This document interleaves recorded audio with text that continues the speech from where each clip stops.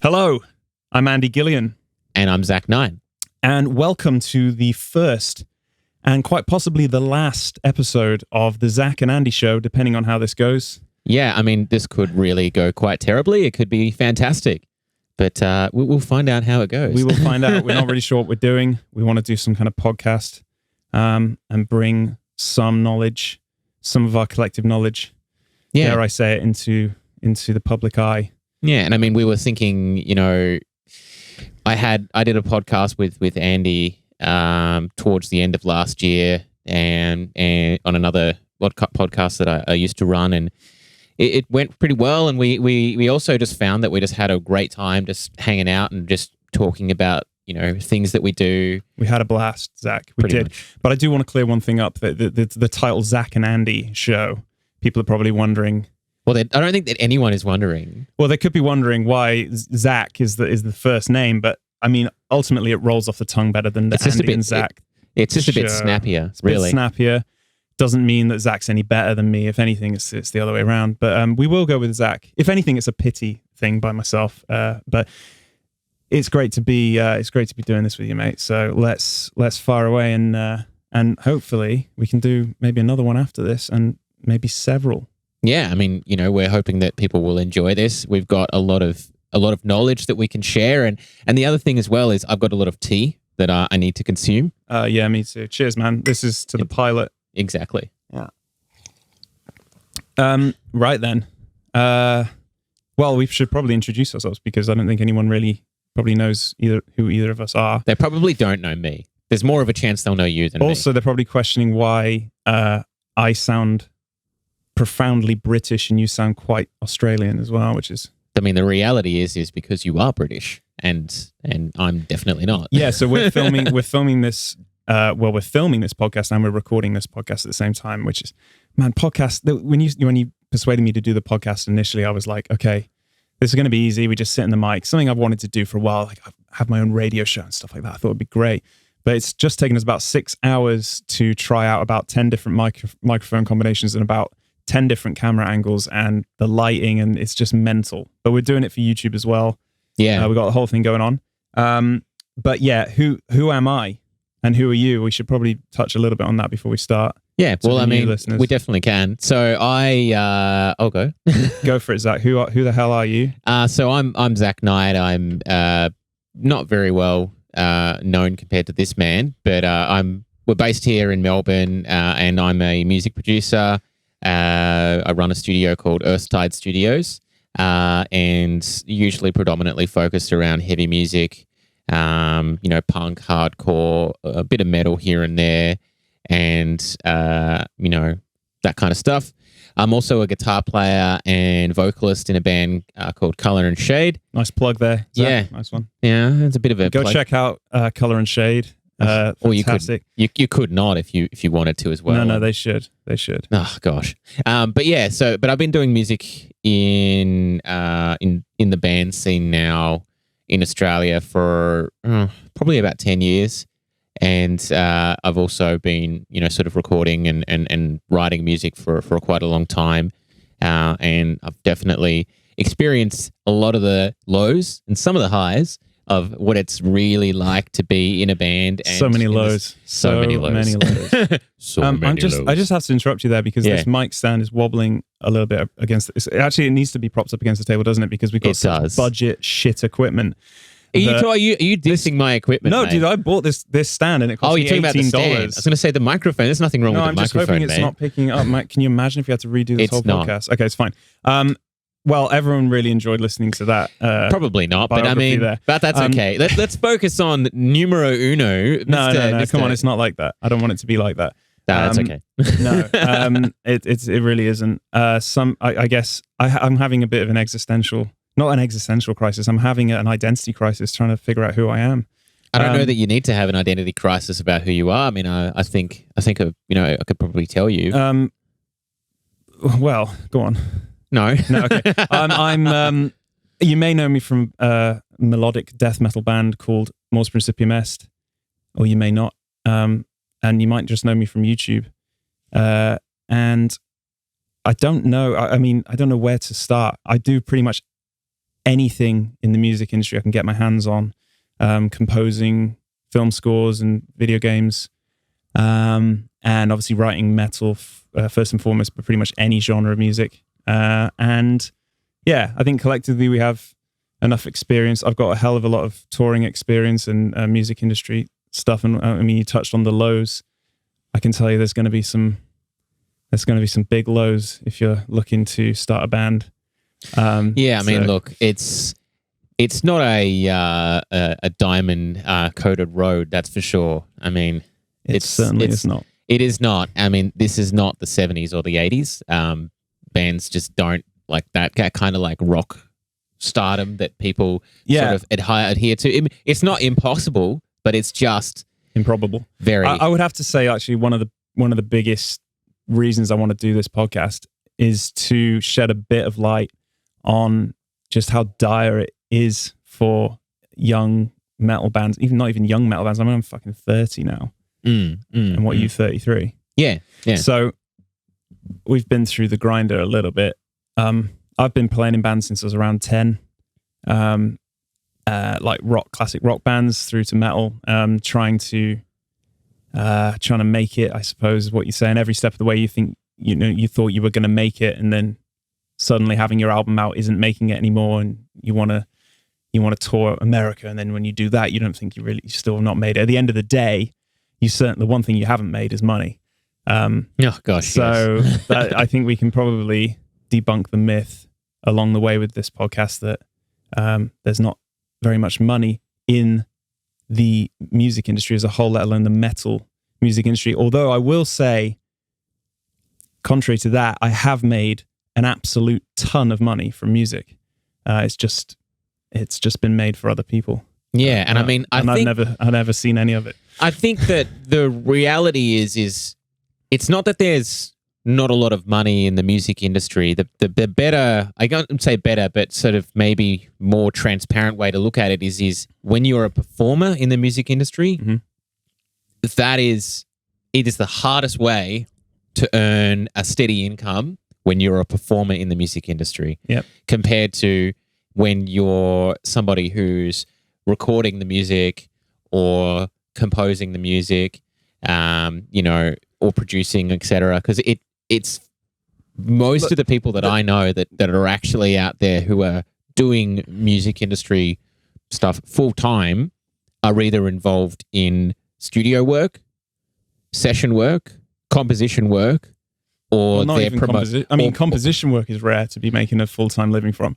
But I mean, that's more not necessarily just focused on metal. I'm talking about the music industry as a whole. But look, I mean, the way I see it is like this, and I think over the course of however many podcasts we do, people are going to realize what a big chip on my shoulder I actually have with the music industry. But and also, it's a shame that I can't really go into everything as deeply as I would like to. But I'm kind of dragging a few members of my band down with me if I do. So it's going to be a little bit of a political thing where I can't say too much about my personal stuff financially. But I've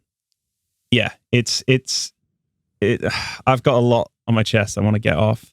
And I think the way I see it is the people who are actually making the music, that's kind of feeding, that is the music industry. It's the heart of the music industry, is the people who are making the music. And everyone else is basically almost like a leech upon that in a weird way. To a point. I mean, they are serving, of course, so many, no, okay, that's not really fair, but there's so many people leeching off the hardworking composers. But I think that pretty much comes down more to record labels and touring and management and things like and that. Marketing as and well. And the marketing rather than but I mean, seriously, I could tour for a month, work my ass off and live in, not the nicest conditions. But I'm doing what I want to do, right? But I could make no money. In fact, I could lose 10 grand doing that. But the person doing the merch, selling the merch, could be up 5 grand by the end of the tour. Definitely, and I think the main thing that I've noticed in my time knowing you and sort of hearing about your experiences with touring and, knowing a couple other people that I know in some successful touring bands, some larger, some smaller, is that it's not that common for bands at a high level to earn their money touring. They do earn money, but it's not from playing the shows. Generally speaking, the money is earned from things like, merchandise, really. Yeah. And then it depends on who's in control of the merchandise, depends on whether or not the band actually sees a decent chunk or any of the money for that matter. Depending on their label, the label may be taking some of that merchandise money as well. Exactly. But yeah, I mean, we are getting a little sidetracked on what we sort of wanted to hope to do for our first episode, which was actually talking about something that is really a bit of a hot topic, has been for a couple of years in the music industry, but is sort of really coming to a head, I would say, probably within the last 6 months, and that is Spotify and streaming just in general. Yeah. And there's a lot going on regarding that, and it's really something that people need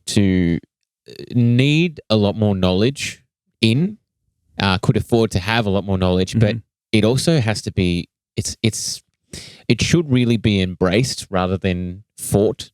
And generally people are trying to do that. I guess that's kind of the contentious issue that we want to discuss. Yeah. Because there's definitely two sides to it. There really is. There is. And it also really depends on how you are actually representing yourself in terms of how you are as an artist with streaming and Spotify, because it's kind of interesting, and we actually have a unique situation with ourselves in the fact that I'm an independent artist with my band, and Andy's on a record label, and there's a large difference in terms of how streaming and Spotify works for those two different types of artists. And this is a really good opportunity for people to be able to actually hear how things work and why one option might be perceived as being a better option, but may not necessarily actually be a better option for the band. Yeah, and it's going to be really interesting because I'm about to bring out an independent solo album of mine. So you'll be able to experience both sides of the coin for yourself. Yeah, so I guess until recently I haven't uploaded anything myself to Spotify, but I think we have all 6 albums from the band now on Spotify. So yeah, I don't know how much of light I can shed on that really, but we'll go into it. And yeah, I think you probably come from the camp that's saying definitely embrace Spotify as an artist, throw all your stuff up there. It's the way forward. Definitely. It's the new thing. And I think I want to sort of preface that with, that is coming from the perspective as being an independent artist. I've always been an independent artist, not necessarily by choice. I've yet to come across the opportunity with my band to have, I guess what you could consider to be a substantiated label interest. I don't think it's something that's always going to be the case. I think that might happen in the future, but for now, it's not. The music that I do is definitely in a different section of the heavy music community to what Andy does, because I'm focused a lot more in the post-hardcore, and hardcore kind of scene where you've got like the sort of poppier side of heavy music, mixed with a little bit of the heaviness itself. And so in some ways, it's sort of easier to break into that kind of scene if you've got quality music, and get yourself, you sort of get like a bit of a splash going, but in the pool. It's very hard to be very successful like it is in anything, but it's definitely a lot. I would say so that you see it as a way to grow your band. It's a way to get out there and spread your wings as a band and get known, get more fans. Yeah, definitely. Yeah. And I think that my experience in the metal community, because I've been involved in the Melbourne metal community now for about 10 years, everything from being in metal bands prior to being in hardcore and post-hardcore bands, and also being a part of organization of a couple of music festivals as well, and having a lot of close friends who are in, I guess you could say, some of the more successful Australian metal bands, and realizing that what it takes to be able to get yourself to a position where you're seeing remuneration from streaming in the metal community versus the other heavy music community is a substantial amount more from the metal side of things. And that's not because the other music community or the other musicians aren't any good.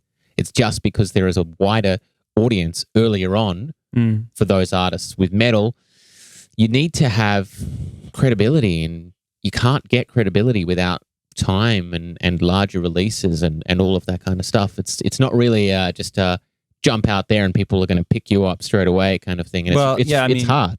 Yeah, I think I've even uploaded a couple of my solo tracks to Spotify, to my personal Spotify account, and there's almost no reaction. But then my band, who's fairly established in the metal community, has got itself onto many different playlists, which we should touch on, because that's one of the big ways to get big on Spotify or get your streams up. Yeah, is landing yourself on a playlist. That's like the springboard that you want to aim for.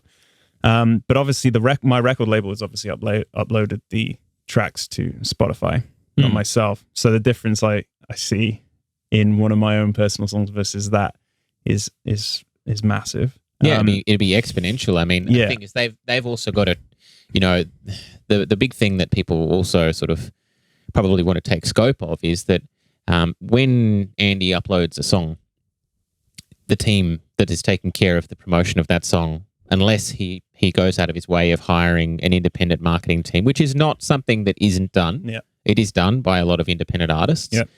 But if Andy goes to upload, the promotion and pushing that to playlists and etc., that comes from one person. Mm-hmm. If his record label for Moors uploads a song and they push it out there, there's a team of people. And it's just, it literally could just come down to the amount of time that it takes to actually really get yourself out there on playlists. Because if you're trying to get onto playlisting, you need to have good tactics, and you also need to have time. Right. So we need to tell people what's going on. So I'm going to go right back to the basics, and then we'll come back to the playlisting, because that's really important if anyone gives a shit about Spotify. Well, hopefully you do, otherwise this will be really boring. It will be. But if you're in a new band and you've not used Spotify yet for whatever reason, and you're aiming to get big, there's a number of different places that distribute your music online, and it's not just to Spotify. It'll be to Apple Music, to Amazon. What am I forgetting? There's like 150 that they'll just ping Google Play. Yeah, Google.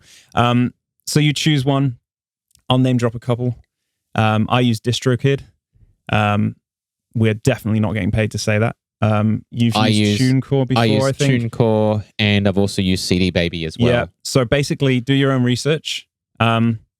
I don't know where you stand with it. Maybe we shouldn't. I would say that between the three platforms that we just mentioned, TuneCore and CD Baby are quite similar. Mm-hmm. DistroKid is a little bit different. I wouldn't necessarily say that either of them is superior. They just all do slightly different things. Yeah, and I think and I think it's always changing. So just get on there's some comparison stuff on the online that you can compare the costs and what they'll do for you. So I would recommend finding out which one works for you. DistroKid worked for me with my solo stuff. You pay a nominal fee. It's not that much. I think it was $20 US for me to get unlimited music. I think it's $20 a year, unlimited music up per artist. So just Andy Gillion is the artist, and then whatever music I want to put on there. They'll distribute it to, like I said, 150 websites, not even websites, but platforms such as Apple Music, Spotify, Amazon, and they Google, also distribute it to iTunes as well. iTunes as well. Not that, I mean, I will say that just a very quick point is that iTunes itself is not something that we're going to talk about too much on the podcast, just in general, because the platform that is iTunes, Apple have themselves actually said that it's not going to be like they're going to be closing it down. Oh, really? Yeah. Uh-huh. So it's not worth investing a lot of time in trying to push iTunes when. Yeah, but this is the great thing about something like DistroKid or TuneCore, CDJ. Yeah. They just ping it everywhere. I mean, you really do nothing. Well, you just upload your song. You just pay the fee and it goes there. Yeah. I mean, the thing is, I would say that the good thing for iTunes is that because a lot of people don't go out there and buy from iTunes, if you're a new, fresh band and you've got 200 people that you know will buy your song, communicate with them through a mailing list or through a group Facebook message or a Facebook group or something along those lines, but make sure that you contact every single person individually, because when you send group things to people, it's very impersonal and people don't respond. The success rate of people responding would be far less. Do that, and then when the single comes out, just tell them to go and buy it.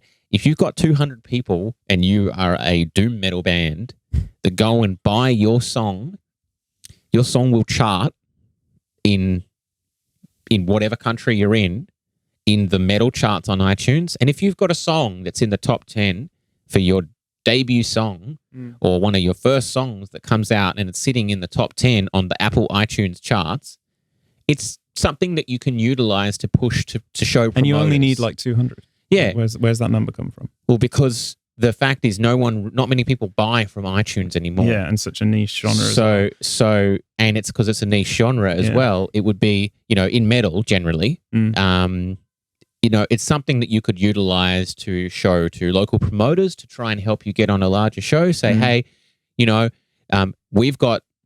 managed to get our debut song number 4 in the iTunes charts for metal of Australia, for singles in that week. So I definitely think that we would be good enough to open this show at the Everland Hotel for this, higher range Australian band as your opening show. You can use the streaming numbers as bragging rights as well. Yeah, you can. But that's getting off point. But the point is that's, to me personally, I would only utilize iTunes for that. Don't try and focus on iTunes as being a massive source of income for you, because it's not going to be, unfortunately. And we'll probably get to why Spotify probably won't be a big source of income either. To a point, but I'm going to debate you on that. Yeah, I know, right, exactly. And I hope that you win the debate so that I can get some money. So, in terms of how to get your music on Spotify, the best thing to do is Andy suggested, is pick yourself some kind of platform to put it on there. Those were 3 that we suggested. We've used all 3 of them. All of them are successful. Yep. There's not really anything wrong with either of them. It's just situational. After you've got your music on there, though, what you do next is key, because with Spotify, as we said, playlisting is the most important thing. Yep. Because if you put your music up on Spotify and you want a large amount of streams and you don't have a following, then the only way you're going to be able to get success is if somebody either pushes your song, who is very successful and has a large following themselves, generally in social media. The likelihood of that happening is very small to nothing. Yep. So the only way you're going to get that play and those streams is playlisting. Yes, which is either luck or who you know. Exactly. Which is very similar, actually, to if you release an album. If you release an album on the record label, the music industry, again, I'm kind of going a little bit off topic, but it's important, I think, that the music industry is basically run by a close-knit circle of people. And you have these record labels who know people. They know each other. That's how it works. They know all the press, all the media, all the contacts. So if you try and go it alone without a record label and you have no kind of PR campaign or anything, it's very hard to get your album off the ground and to the right people, because even if you sent a physical CD or digital album to, let's say, Metal Hammer magazine, they're going to have one pile for random shit that may well just go in the bin, and they're going to have one pile from people they trust, and that pile will be so big that they don't want to waste their time listening to really anything else from some nobody. So they will just go, okay, great. Frank, I love that guy. Frank is like the best dude. He is always sending me good shit. I rely on Frank. Frank's coming with some stuff. I'm going to spend 2 days listening to a bunch of fucking metalcore bands, and then I'm going to write about those. And then the other pile I can't be bothered about, right? Same thing with Spotify in a weird way, is that you can actually pay someone these days to put you in playlists. So you actually have experience with, or you have a bit more knowledge about that, right? To be honest, my experience hasn't been with paying a specific playlist, like a person who runs a playlist. Right. They just send your songs off to many different. So I had in the past, Color and Shade. We had a plug here.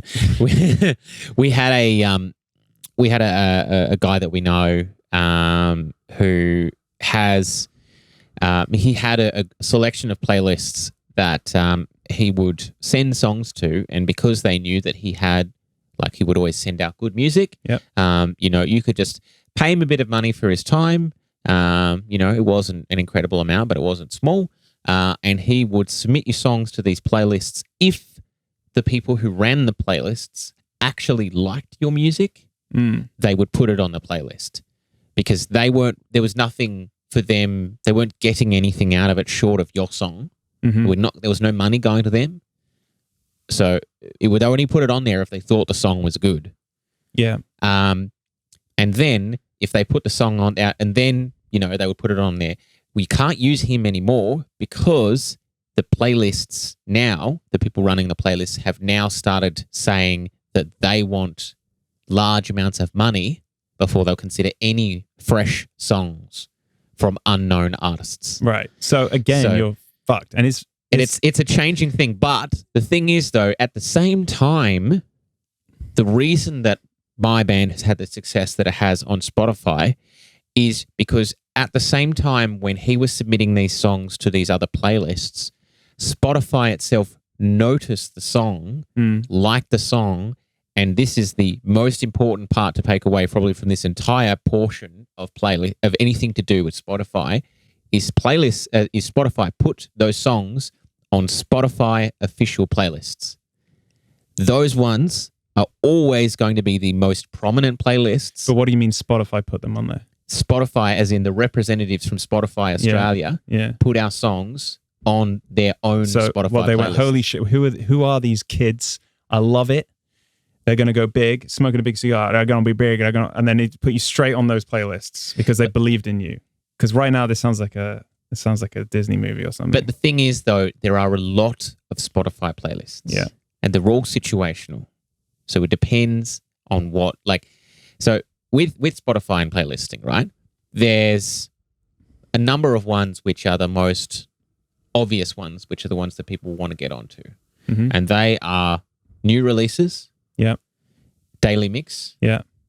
And then after that, there is playlists for different genres. Yeah.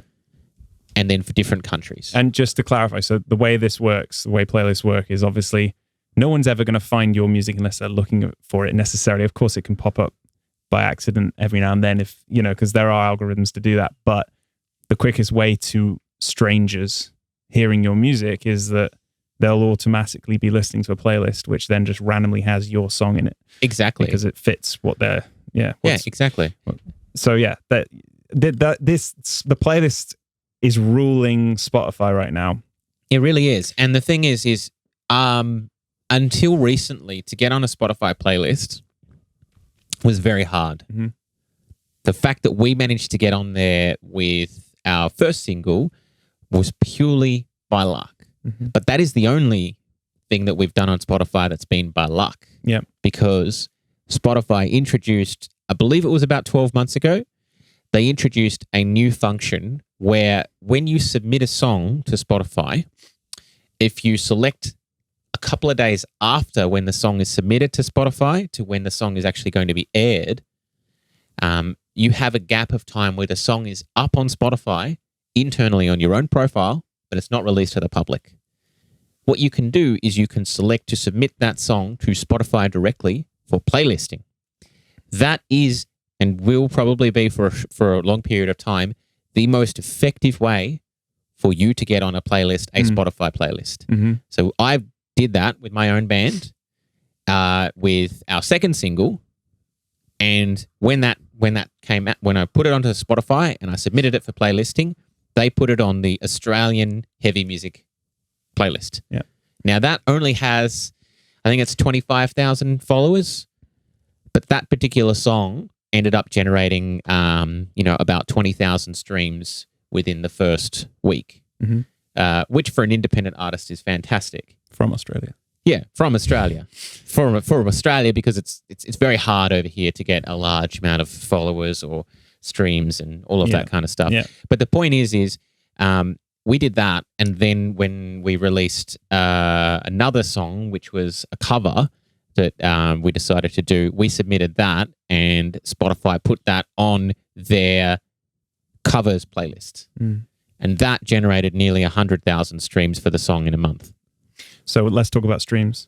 Exactly. So streams, obviously a stream is, I think I've figured this out. I've done some Googling. I don't know. I think it might change the definition of a stream that makes you money. So someone accidentally clicking on a song and then turning it off after 2 or 3 seconds is That's not a stream. No. So did you, are you familiar with how long? I think it has to be 30 seconds. It has to be 30 seconds. Yeah. So someone listens to your song for 30 seconds continuously. Is and a that stream. Counts. And a listen is if they listen to the song from start to finish. So there's 2 different. Okay, there's 2 different things. Like so that. when you look at your profile, like if you were to load up, here's a good thing right now. So we'll do this right now, just as an experiment. Yep. So we'll load up Spotify, and also the other thing to do as well is when you're when you're an artist who has Spotify in any way, shape, or form, don't just get the Spotify app on your phone. You also need to get the Spotify for Artists app. Yep. And make sure that you log in, because it gives you a very, very detailed breakdown of how many streams you've got, where the streams are coming from, and it even goes down to the city in the world. It's pretty cool. For some reason, Mexico City is always at the top for Mors Principium Est with everything. Really strange. Yeah. So big up the Mexican guys. I want to go to Mexico. I do want to. I've never been to Mexico. Can we have some tequila? Let's do it. Let's go to Mexico. Maybe after the podcast. Exactly. So I don't want to segue too much into this, but I'm just loading up the color and shade Spotify for Artists things right now, and it says straight away we've got 20,500 monthly listeners. So it means this month 20,500 people listen to one of our songs. All the way through. I mean, what? That's crazy. I can't even imagine listening to one of your songs halfway through. So that's pretty... Yeah, I mean, who wants to listen to this voice for a long period of time? Sucks to be you. Anyway. And what you can do is it gives you the options, a couple of different things. The main thing, it shows you data of who's listening to your songs, how many people are, where they are, and all of that. It also lets you select like an artist pick, which is a great thing. A great thing if you're trying to push a single or an album, you can select that particular single, that particular album, or if you actually want to promote a playlist that your song is on, you can also do that. I mean, we currently have that at the moment. We have a playlist here that's promoting punk cover songs, which is what we've done on this one here. You can select the different, things, and it'll show you like an album or a song, etc., and how many streams they've got. Then, when you move further inside the app, it'll actually select song by song, and it'll give you like your latest release and how much that's had going. You can select to go into it, and it'll show you streams versus listeners. So in this particular case, the cover that we've got going has got, the last time it had 921 people streamed, but only 816 people actually listened to the song from start to finish. And that's a massive difference. What about, financially, what's the difference? Because let's go down into the financial stuff now, right? Exactly. The really nitty-gritty stuff. A stream then, which is someone just listens to the first 30 seconds of the song, that counts as a stream. Great, you've got one stream. Now, apparently, that equates to 0.006 dollars. Or dollars. Dollars, Yeah, right? yeah, so dollars, yeah. $0.006 per stream. So if you have one stream, that's the money you can expect to get. Well, hopefully we will get into that in a second. And my understanding is there isn't any difference financially between a stream And a listener. Yeah. But the purpose of listeners is something that we'll delve into a little bit later in the podcast because it's quite a different thing. It's not necessarily focusing on a financial thing. It's more of a promotional tool. Yeah. But you're saying about... So just the financial thing. I don't know. I mean, so the figure everyone's talking about is this 0.006. And it will fluctuate a little bit depending on who your provider is or what country you're in. I think it does fluctuate. But it's not a dramatic But amount. here's the big difference. Okay, so you're an independent artist. Color and Shade, they don't have a record label, right? No. And let's say, most of my experience comes from Morse Principium S. We have a record label. Yeah. We have considering the size of my band, we're not a huge band, but, we're fairly established. We're not a huge band really at all. And we have 13, I think it was the last time, 13 million streams on Spotify, which is huge for a band of our size. It's massive. I think and when I look at other bands who have a bigger following than us on Facebook, and they appear to be a much bigger band, they'll be selling out bigger shows, etc. But they don't have as many. Some of those bands don't have as many streams as us, so I'm pretty proud of that, and I'm really grateful for those listeners. And it also goes to show that the fact is when you've got that many streams, it's because of the music. Because people keep coming back because they actually really love the music itself. It's not just and not to be taken away from, like, obviously we're trying to help people with the stream things, but you've got to understand as well that the most important thing is to have really good music. But that should be the most important thing anyway, really. I mean, let's face it. But this is just a tool. Yes. But I want to talk to you, and I want you to kind of debate with me now the differences the big difference between us is that Moors is on a record label, and I can't go too far into this. I don't want to cause too much trouble, but I kind of have to say a few things. But I can be very transparent about what's going on with me. Exactly. So, as we once had a conversation, Zach and I, where we were talking about Spotify, and he was talking about how great it was, and I was kind of like, I mean, I like Spotify. I like how easy it is to access the music. I think it's great. You're getting your band out there and stuff. But you kind of were singing its praises because you actually made some kind of money from it. Yeah. So I guess. And my eyes popped out of my head. They did, because the perspective in terms of the amount of plays that my band has had compared to Andy's, the difference on a stream level is astronomical. If Color and Shade were in a position where we were getting a similar amount of streams as an independent artist, that is one situation where it would actually be a viable income almost for the whole band. Get your calculator up. I want to see. Right. I want to crunch some numbers. And we'll crunch some numbers. I'm going to cry into my mug of tea, which is probably very. So right to give some perspective. It's disgusting. It's really cold now. We'll have to have a tea break in a second. But let's get some perspective. Come on, man. So to give some perspective. Perspective. The perspective. So let's take the 13 million. Yeah. Which I think was the last time I checked. Somewhere around that point. That's 6. Yeah. Then times that by the magic number 0.006. No, you put too many zeros. Okay. There are a lot of. I mean, there's already too many zeros, but that many? Yeah, that looks just about as disappointing as I expected. So that number then, my band should expect to receive, or expect if we were an independent band. If you were an independent artist, and this is ballpark, you could say that this would fluctuate probably about 3.5K down and up. Yeah, depending upon the conversion rate and the currency and all of that, but you're looking at between 75 and 85K. Yeah. So, and that's US dollars, right? So that to give you some perspective, like that kind of money, then in the country that we're in, Australia, can translate, like converting that. You're looking at. Oh yeah, I live in Australia now. I should probably have pointed that out. He does. I moved here for some bizarre reason, and I've stayed here for 2.5 years now. Sorry, just That's throw okay. that in. So that there, that's fine. Not many people know that. Go on. So you're converting that into Australian dollars. You're looking at, depending on the conversion rate, anywhere between sort of $130,000 to $145,000 Australian. Yeah. Which is in this country is like to get by. That's 3 times what minimum wage is basically to get by. Yeah, but I mean, we're talking all time streams. Okay, so we can't. We're not saying we're getting that a year. No. But I mean, that's to give you a bit of perspective. I mean, that kind of stream. And the thing is, if you're generating constant streams and all of that, there's lots of ways to monopolize on all of that, etc., which is a whole separate marketing thing. So sorry to cut you off. You don't need to. But let's say I was an independent artist. Well, I am in my own right an independent artist as well. But just separate to the band. Just separate to the band. Yeah. And who knows? I mean, I'm going to drop a solo album very soon.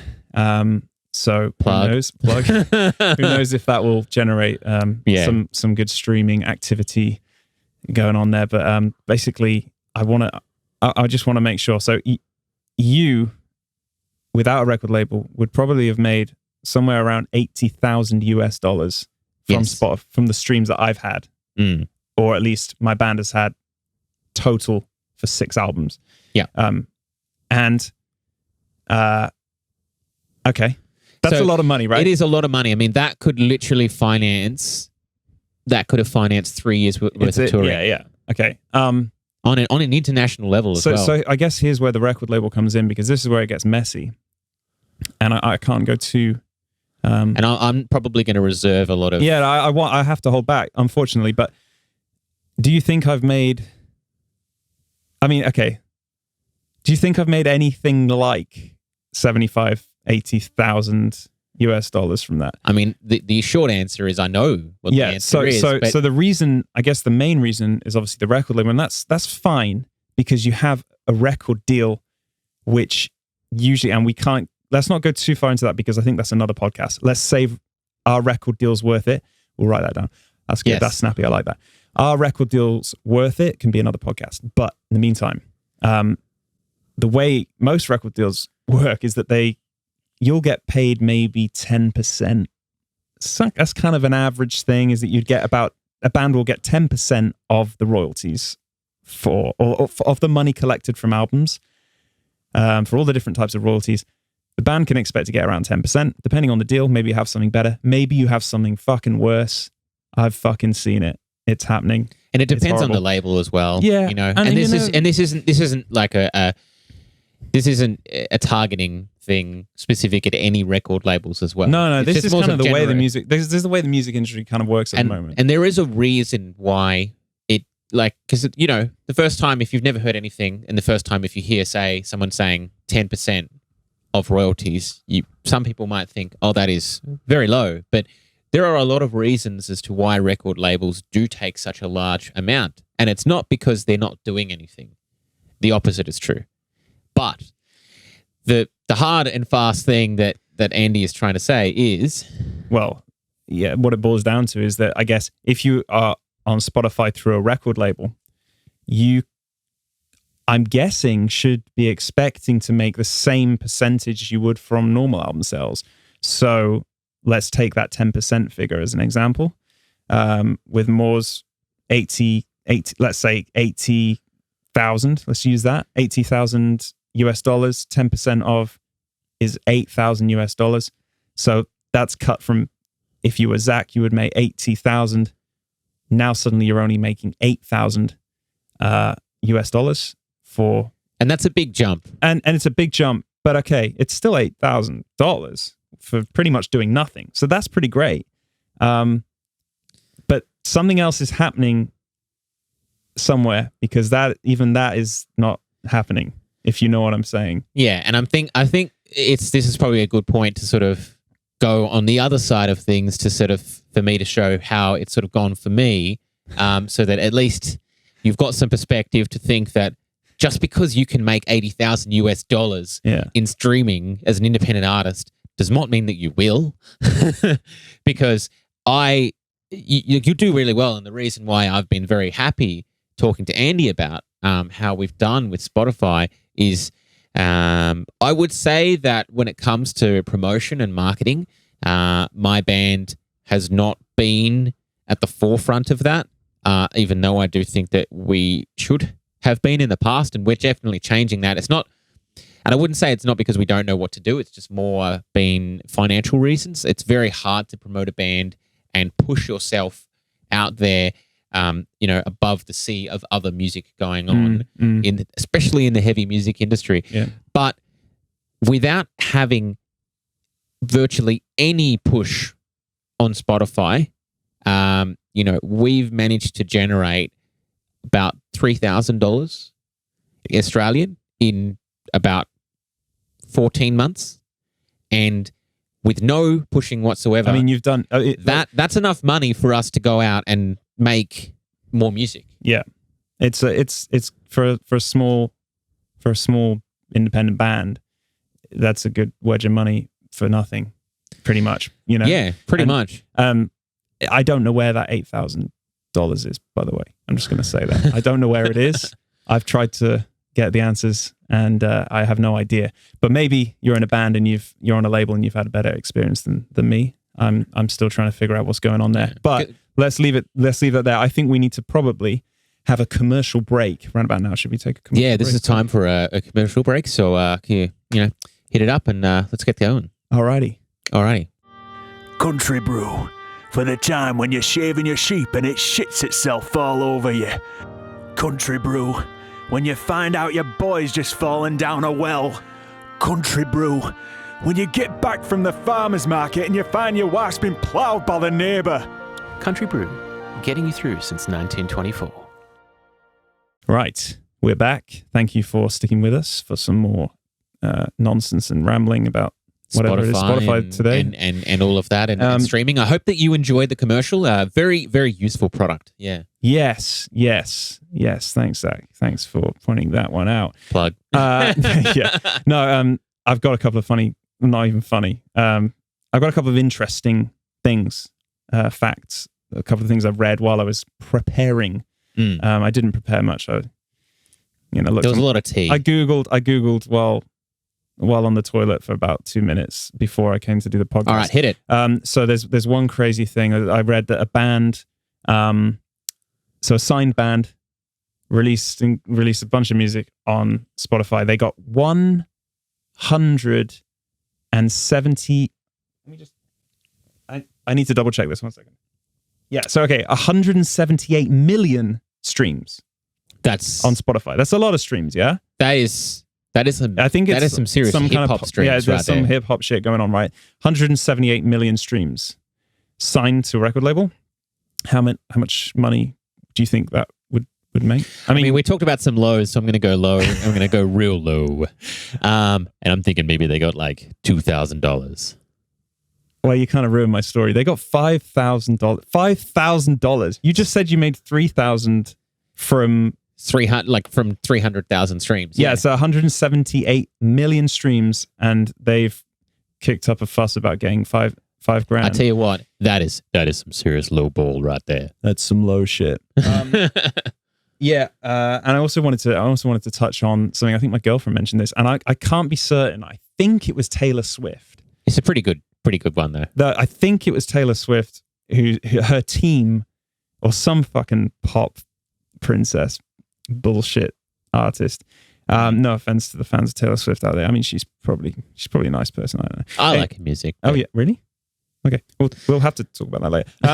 So Taylor Swift team apparently got together and sent out over social media like some kind of call to arms for all the fans to just constantly stream her music.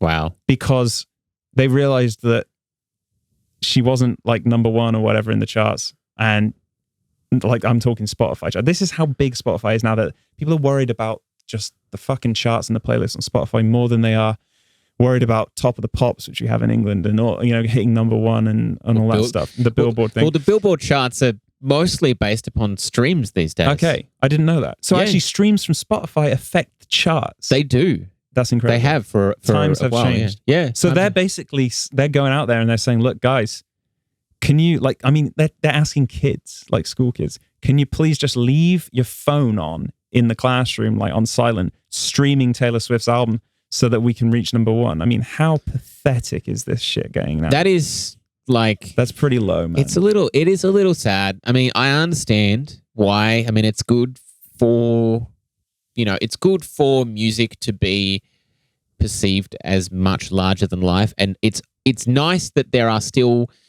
artists out there who have this sort of like rock star or, larger than life, personality and perspective and are somewhat idolized.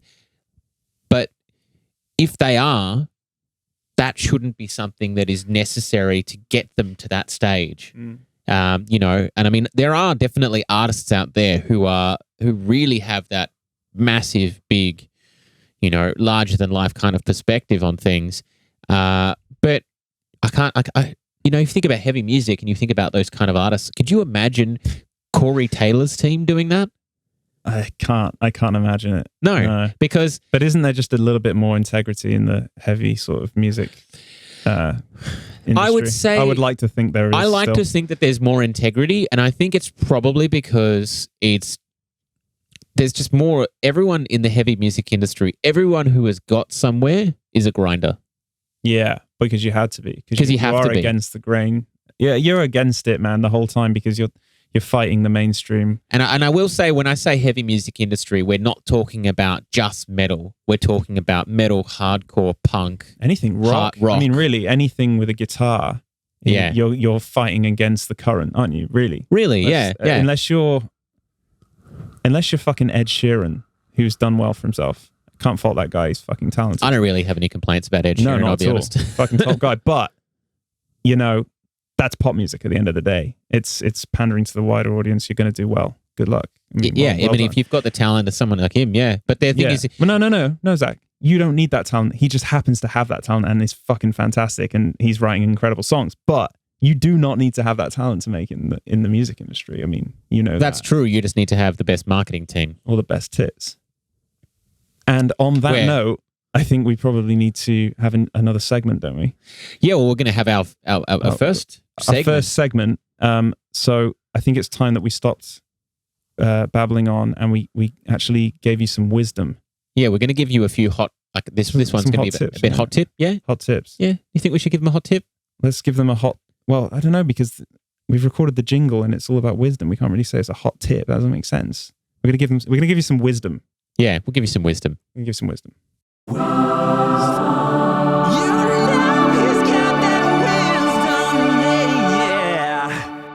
Sometimes I find creativity can hit an all-time low. For me, top tip for you guys would be to buy yourself a lava lamp. What you're going to want to do is crack that lava lamp open and just drink the contents, because that will give you one sensational high that you'll never forget.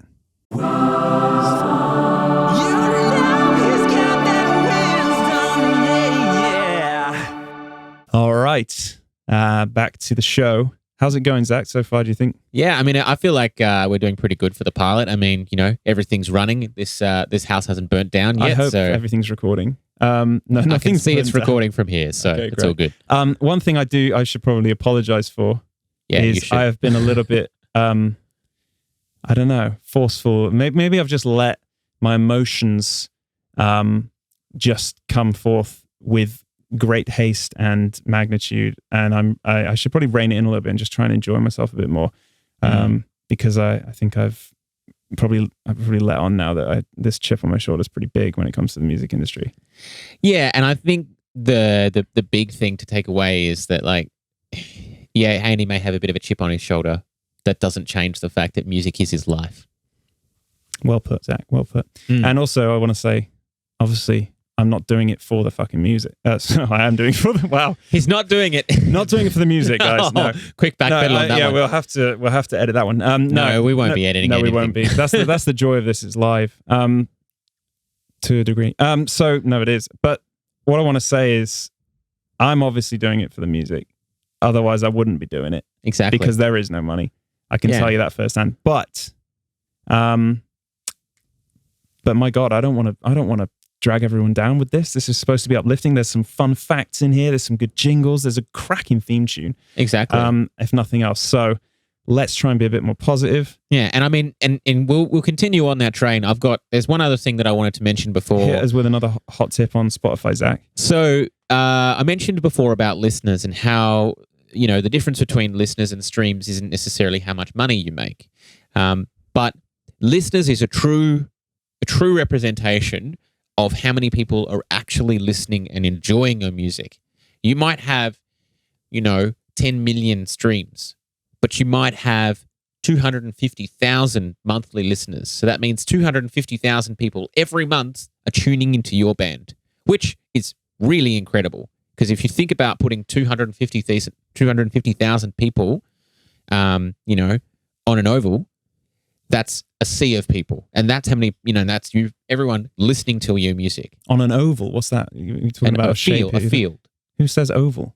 Australians. Yeah. Is that because you, in a Australian rules football oval, a sports oval? No, Zach, you're talking to the world. This is a podcast. This is going out to the world, mate. Well, I'm Australian. Sue me. Okay, carry on. Anyway, so the thing with listeners is, because it's a true representation, Spotify for Artists app gives you an incredible function where it allows you to actually see where those listeners are, country-wise and city-wise. So a great thing is when it comes time for you to actually think, okay, so we've got our new album, and our new album has been out now for a month. And we really, we've got our national tour for our country that we're in, but we really want to go overseas. And we don't know, we've never been overseas before, and we don't know where to go. Now, generally speaking, if you're an Australian band, there's really 3 main touring brackets overseas that are worth exploring.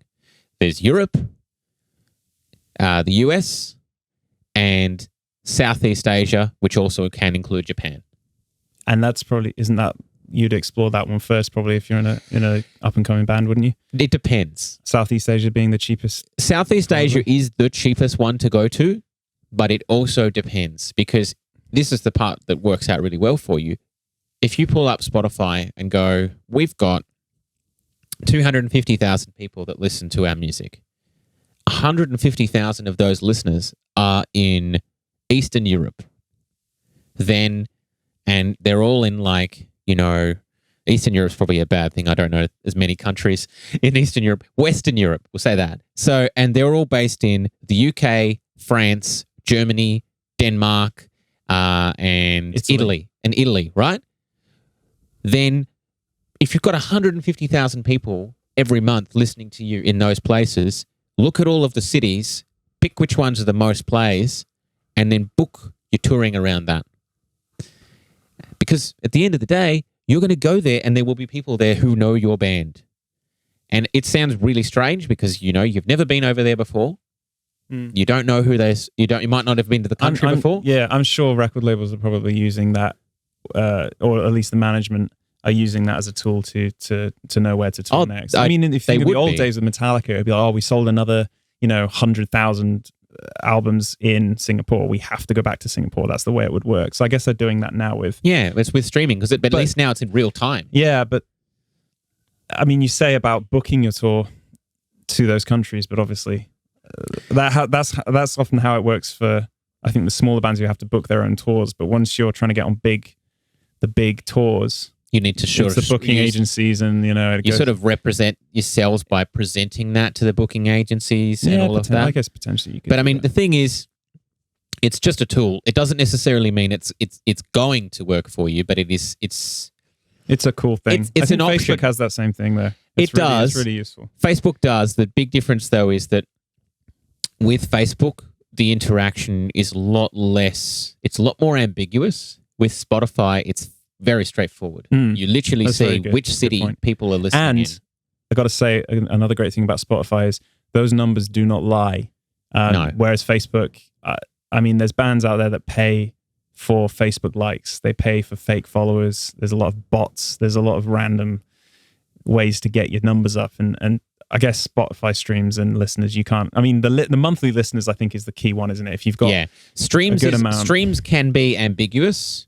The most important thing to look at is listeners. Yeah, monthly listeners. Those are your guys. Those are the guys going to work, guys and gals. Yeah, and they're going to work and they're listening to your music every day. Exactly, and it racks it up. Yeah, definitely. So that's a pretty cool point. So, and you can use that, and if that works well, fantastic. And if it doesn't work well, then get him. I want to talk about the philosophy, really, of whether we should or should not be using Spotify, whether artists, or other streaming platforms, I guess. Yeah. So, I mean, this goes back to the whole Napster, Lars Ulrich debate, and all this. Is anyone really buying albums anymore? I mean, the answer is predominantly no. Although I think, on a positive note, I would like to think that without a record label, I think there is a new surge of people giving a shit about unsigned bands or lesser known bands and solo artists. I think there's this kind of hardcore fan model now where if you have like 2,000 hardcore fans, you can make a living from it because they're just buying everything. So you don't need 50,000 fans. No, you could just have 2,000 fans who care enough about you that they're buying all your merch and all your music when it comes out. And that's really, as a side note, that as a message to people, that is what an artist needs, is just people who are just willing to support them. Yeah, with everything they put out. I have no idea where I was going with that. That's okay. The philosophy. The philosophy. So the thing I think that we kind of wanted to touch on was that there have been, and there still are, less people now, but there still are people out there who debate whether or not streaming is in fact a good thing, because in essence, when you're streaming something, depending upon whether or not you have a paid account with the streaming provider that you're utilizing or not, you're not paying for the music. Yeah, so there's free Spotify, which is obviously is funded by adverts. Yeah, and you can pay a little bit a month. I guess it's like $7 a month or something, and you can listen to unlimited music. Exactly. And then you got to question how much of that is going back to the bands and things like that. But and it's kind of like the ethics get pulled back into it. So it's almost like, is it a fine line between just downloading an album by just streaming? I mean, yes, it's legal.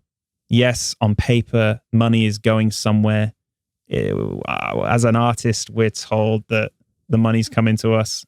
I don't know how I feel about that one, but I would say that the thing about it is that streaming's legal. Yep. Streaming is a way for people to see your music and people to get your music.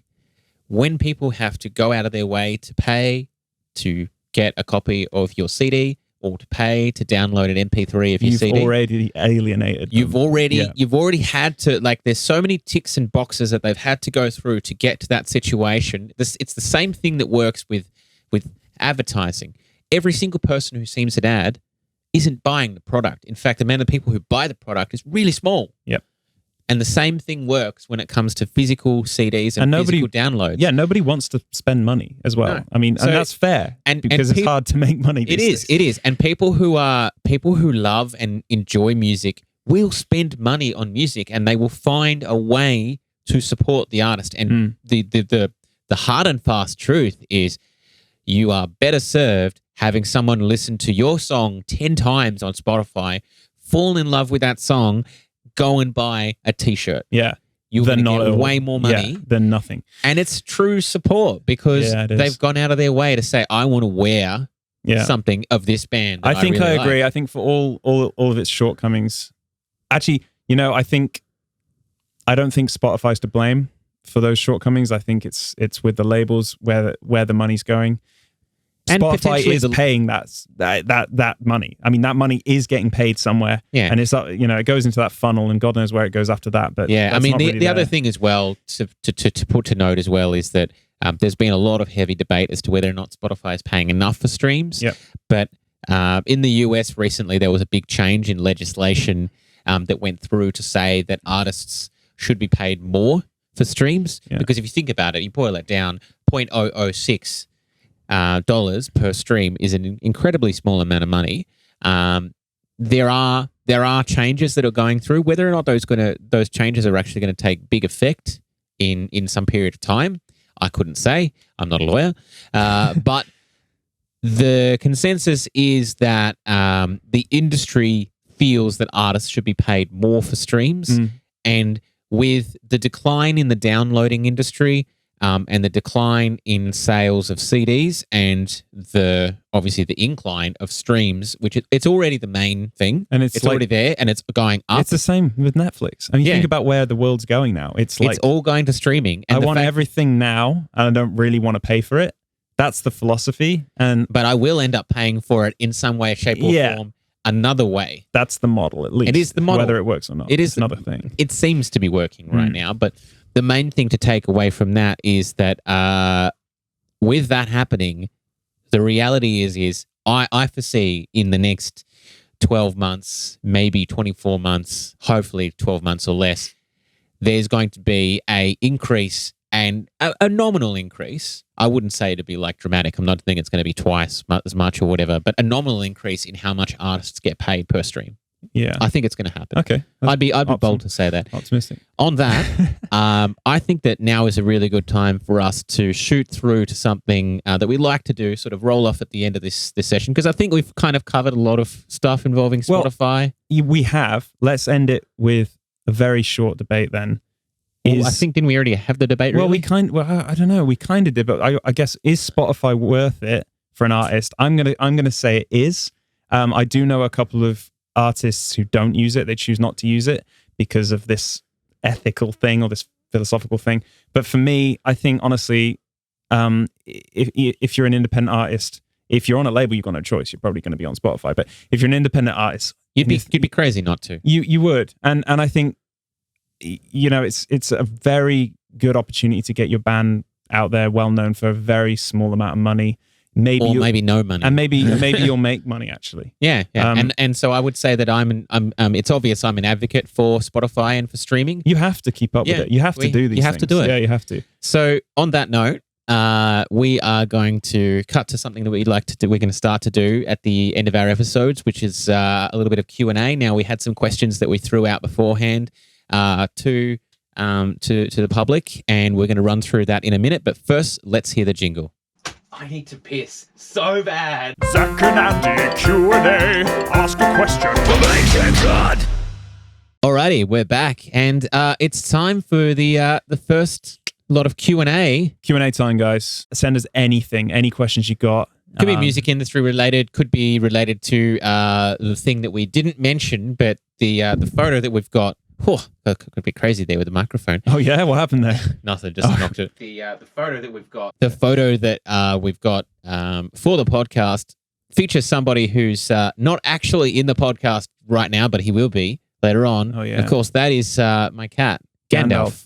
Gandalf the Grey. Yeah, he's incredible. He's will Gandalf be partaking in future podcasts? He will be partaking in future podcasts. Okay. Anyway, let's do the Q&A, man. I mean, there's some questions. Definitely. So we've started off here, and I'm sorry if we butcher any names here. We're musicians. We're not known for having great pronunciation. Or however you say it. Speak for yourself. Zach. Okay, fine. So we're going to start off here with, Steve Colucci? I would like to think it's Colucci. I think so too. I think he's probably Italian. It's C-O-L... C-O-L. We don't need to explain. I mean, we've butchered it, Zach. There's no getting back from that. He's got question number 1, and I'm going to read this one out. I think this is probably more useful for you to answer than me. Okay. Oh, he's getting all seated properly now. Yeah. So what are the challenges or advantages of writing music with bandmates in other locations? Does that simplify the process in any way? Does it add additional iterations of feedback? Or does it all even out as if you had been in the same room together for the same amount of time? Do you feel it ultimately helps improve the end result? That's a loaded question. It is a very loaded question, because I have a feeling I already know your answer. Well, we're in Mors Principi Mess, my band, I did live in England. The rest of the band lived in Finland, so it was already pretty difficult. And then I ended up moving to Australia, which made things even more difficult, specifically for touring. But writing has always been that we would write almost via email. Like I would write the music. Vile writes the lyrics for the most part. Sometimes I chip in with that too. But yeah, I'm writing the music from a totally different continent and then emailing it over to him to give his insight. He emails it back. He says if he hates it or not. I change something, I send it back. It goes back and forth like that. I do miss being in a room with real musicians who I can, talk to in real time. The time difference thing is also a pain in the ass. But it's easier, yes, because I know that you and maybe you and your band, or a lot of bands that I speak to here, there's a lot of bickering going on with the writing. I wouldn't say there's a heap of bickering going on with my band, but it's interesting though, because even though I have my bandmates here, and it's a little bit less now, but in the past, I've generally sort of been I've done a large amount of the songwriting, because I like, even though I play guitar and do vocals, I sort of write a large chunk of the music, and then obviously get people's input later on. But even then, I still have the option of getting them to come into my studio and just be like, "Hey guys, so this is what I've got so far for this song. What do you think about it, drummer? What do you think about it?" But what do you prefer to do? Write in a room with other people in the flesh, or would you? And by that, I don't mean you're all naked. I mean, or do you rather just get in a dark room and write music on your own on a computer and then send it off? And I find that I write the best when I'm on my own. Yeah. I have found that lately that's changed a bit, and I've actually been able to get some pretty good results writing with my other guitarist. But that's also because he's very good at coming up with really, like, with small ideas or just single riffs or something along those lines, or just being there as a really good person to rebound off when it comes to sort of, I've got an idea, I've thrown the idea in the computer, come up with a riff, put some drums down and all that kind of stuff, and then sort of just going, hey, and he sat there watching me construct it, and then I've just gone, look, hey, I think that this is the good idea, and he's like, I really think on that third chord you should change to that, I actually don't. Yeah, I actually don't know if I could write music with people in the same room now. I mean, we wrote the jingle for this, but I mean, it's weird that things have changed so much for me from being in young. I think even in bands when I was a teenager, I've always been in bands where I've written pretty much all the music. Yeah. So for me, it's not really difficult to. There really isn't that much different. Although I do miss, because people with my band are so far apart from everyone. We never get to practice. Like, honestly, we practice. Everyone's like, "Do you practice over Skype?" Of course we don't. That'd be ridiculous. The first gig we do on a tour is our practice, basically. Yeah. So apologies for that. But yeah, writing wise, I prefer to just, my ideas come to me so sporadically as well. Like, I'll wake up and I'll have an idea, and that might be the only idea I have that week that's worth keeping. So it doesn't make much sense for me to get my guitar and have a drummer playing along and trying to work stuff out like that. I think I prefer to be like, almost like, treating it like I don't know, my computer's my best friend when it comes to writing, honestly. It's a difficult one. I think I work much better alone to begin with. But I think, so it's not much of an issue. And in this day and age, I mean, if you look at the Beatles, they had to write that stuff and it had to be catchy enough that they remembered it. And that's when it was good. Whereas now we record everything. I record everything on my phone. The ideas are very rarely that I have a guitar in my hand. And my ideas are usually, I am pissing and I suddenly get an idea and I have to quickly whip out my phone and record, like hum into my phone. I got so many. I could probably play you one right now on my phone. Let's not. It's really not. And it's just me or driving somewhere. I get ideas for music when I'm not around people anyway. So it doesn't really bother me. We could talk about songwriting like that for a whole thing. Yeah, so let's we'll move on to another question. The short answer is it's not an issue. It's these days not an issue. No. We'll let you do question number 2. So this guy had a few questions. This is back with Steve Colucci. Thanks, man. I mean, you're keeping us in business here. Question number 2. Well, I can't ask that. That's about my band again. All right. Well, then there was some. Let's skip that one actually, because that's a bit of a hot potato. I don't want to go. We'll go to question number 3. Also about me, I'm afraid. Question number 3 is: will you ever attempt an 8-patty burger again? Will you ever attempt an 8-patty burger? Will Andy ever attempt an 8-patty burger again? Find out this summer. The answer is almost certainly no. I threw most of that up immediately. Not immediately after. This is going back to in Las Vegas when I ate the Heart Attack Grill. I ate an 8-patty burger. It was the most disgusting thing I've ever attempted. I played a gig straight afterwards. Everything seemed fine, and then I projectile vomited and didn't shit for a week. Moving on, next question. I'm not having an 8-patty burger either, by the way, in case you're wondering. I was, and thank you for clearing that up. So this is from a guy, probably, I don't know if this is his real name or not, Pegleg Jenkins. So thanks, Pegleg, for this one. This is one on Instagram, isn't it? I think it is. Yeah. And this one is, what are bad habits intermediate guitarists form unknowingly?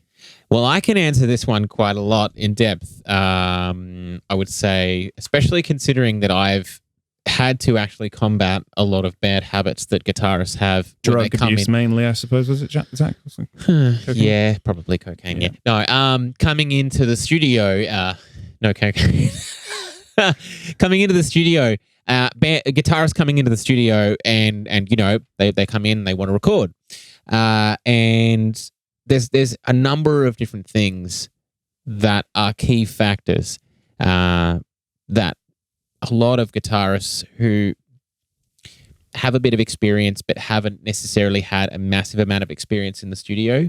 And the most common things is usually, I'd say, 3 to 4 things.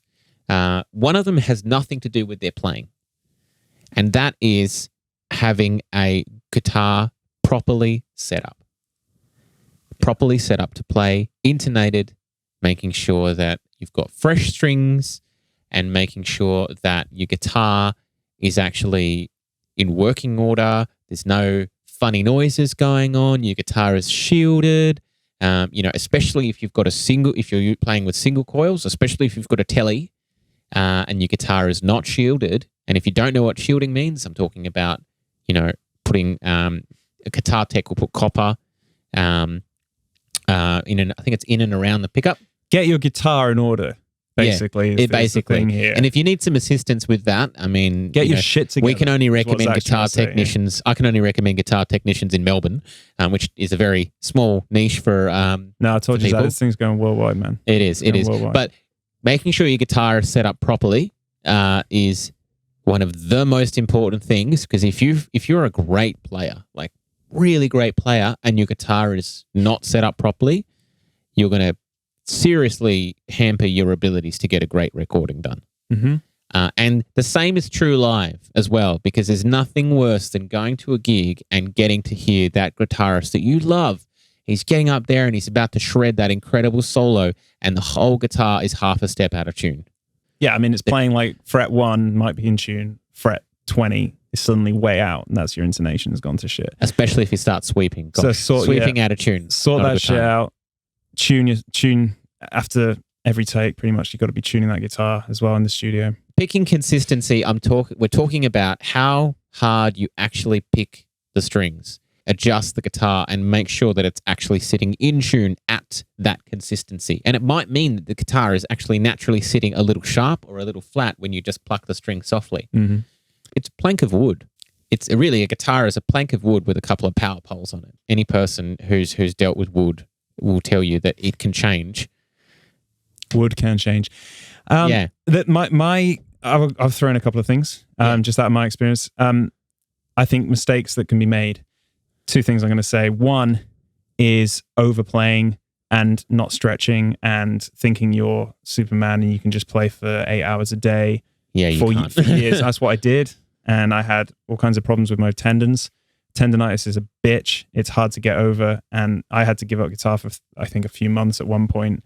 It's horrible. And, you know, you can get carpal tunnel and all kinds of things. So I do recommend stretching before you play, and don't just, because this is an addiction, playing guitar. And it's certainly at a young age, early teenage, I was playing 6 hours a day or something constantly.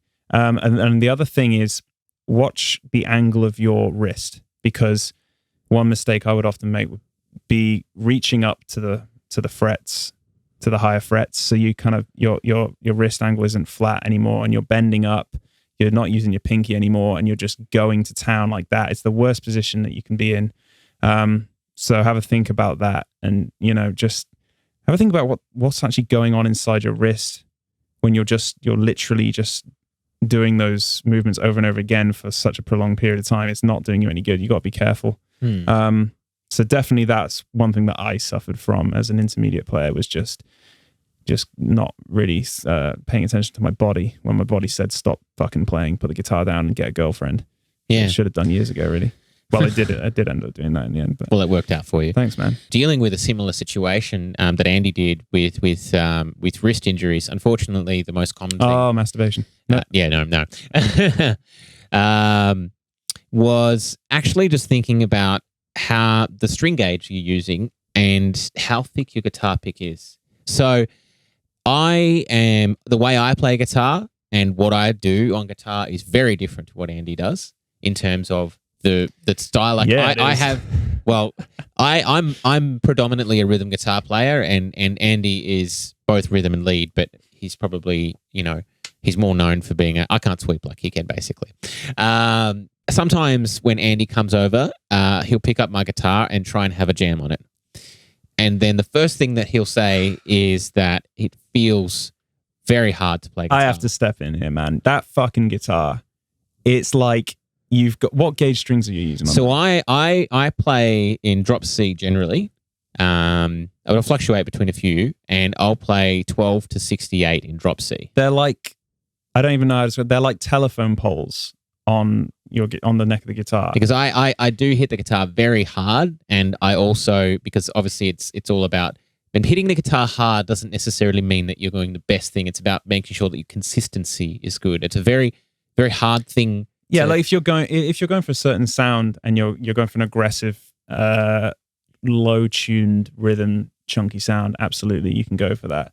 Yeah, there are injuries to be had. Like on my elbow, I've had like tennis elbow, shoulders there. Your back, wrist, if your guitar's too heavy. Lower left back, pretty much for every guitar player. I'm going to go into now, I had a MRI scan on my back, and I came out of that tube, and the doctor actually said to me, like, it looked like you had the back of like an old man. Like it was fucked. I had three desiccated discs, 2 full-length annular tears, which I don't even know. One slightly bulging disc as well. I had to like put the guitar down and put my back right, like by starting to actually do like kind of Pilates yoga-y things every morning. I still do them every single morning. I do Pilates to try and stretches and things.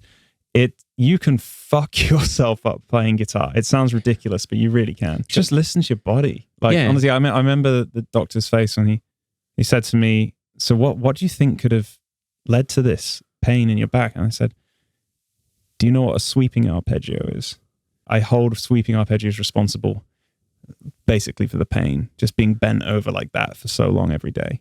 There's a lot of different tips. We could have a whole podcast episode talking about how to play guitar, what's a good thing, how to go into the studio. We'll get with to it. that probably. And we will do that. But for now, are there any other questions, or probably don't have any time for anything I think we're going to call it there. We've got other questions that we'll be able to answer as we go, and we're probably going to get more to come in. But really, we just want to make sure that we're being informative. This is a bit of fun. I had a good time. You had a good time? I had a fantastic time with you, Zach. Thank you so much for having me. And I suppose it's us. It's a joint thing. It's a joint thing, man. Yeah, no, seriously. Thanks for watching. Thanks for listening. This will be on YouTube if you're listening to it on Spotify. But if you're watching it on YouTube, it's also available as an audio podcast on Spotify all the kind of places and you'll find on the Apple Podcast app as well. So let's hope we get some bitching streams going on, and we can actually make some fucking money for once from this bullshit. Thank you so much. On that note, I think we'll probably leave and think about episode number 2. See how this goes. We'll call it from there. This is Zach and Andy out. Zach and Andy out. Good night, guys. Good night.